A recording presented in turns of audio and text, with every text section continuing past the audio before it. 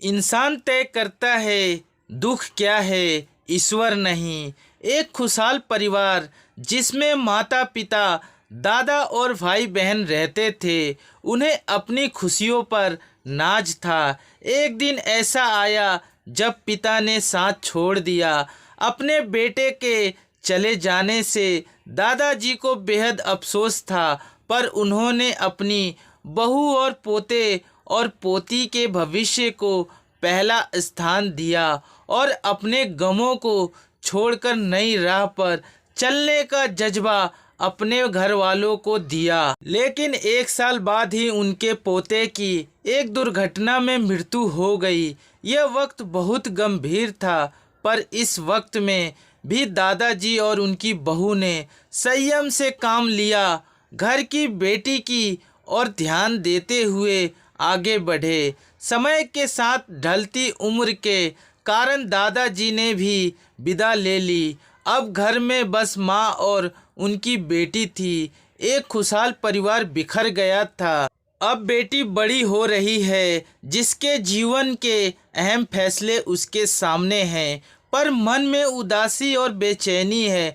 महज 14 वर्ष की आयु में पिता और फिर भाई को खो देने की तकलीफ है, पर हमेशा अपनी माँ की सीख पर जीवन में आगे बढ़ती रही। हमेशा एक हंसता हुआ चेहरा लिए ही उसने अपनी जीवन को गले लगा रखा था। एक दिन अकेलेपन के बाण टूट गए और उसने भरी हुई आंखों से अपनी माँ से पूछा, माँ, आप हमेशा कहती हो कि हमारी ज़िंदगी बहुत अच्छी है, दुनिया में बहुत तकलीफ़ है, पर हमारे साथ ईश्वर हैं।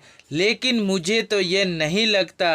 एक एक करके सब चले गए, आज केवल उनकी यादें हैं।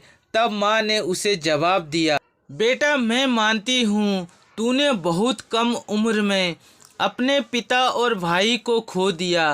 तुझे उनकी कमी महसूस होती है, पर बेटा, तेरे पिता ने इस तरह की व्यवस्था की थी कि हमें कभी किसी के आगे हाथ नहीं फैलाना पड़ा। ना हमारे सर से छत हटी और ना कभी तेरी परवरिश में कोई कमी आई।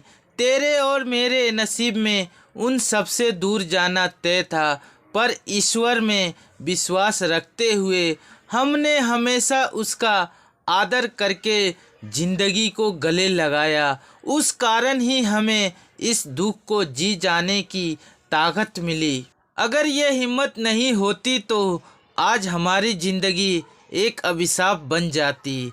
कहानी की सीख, खुशी और गम एक ही सिक्के के 2 पहलू है और हर एक पहलू ज़िंदगी में दस्तक देता है। बस व्यक्ति को गम को बड़ा नहीं बल्कि छोटा करके देखना चाहिए।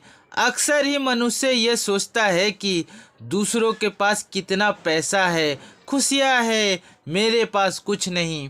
ऐसी सोच हमेशा तकलीफ़ को बढ़ाती है और कामयाबी से दूर ले जाती है। जबकि अगर व्यक्ति ऐसा सोचे कि अगला कितना दुखी है, उसके तकलीफ़ों से अपनी खुशियों का मापदंड करे, तो उसे ईश्वर की दी जिंदगी पर अभिमान होगा। तो दोस्तों, आशा करता हूँ ये छोटी सी कहानी आप सबको बहुत पसंद आई होगी। अगर पसंद आई है तो हमें कमेंट करके ज़रूर बताएं, और चैनल पर नए हैं तो चैनल को लाइक करें, सब्सक्राइब करें और अपने दोस्तों के साथ शेयर करना ना भूलें।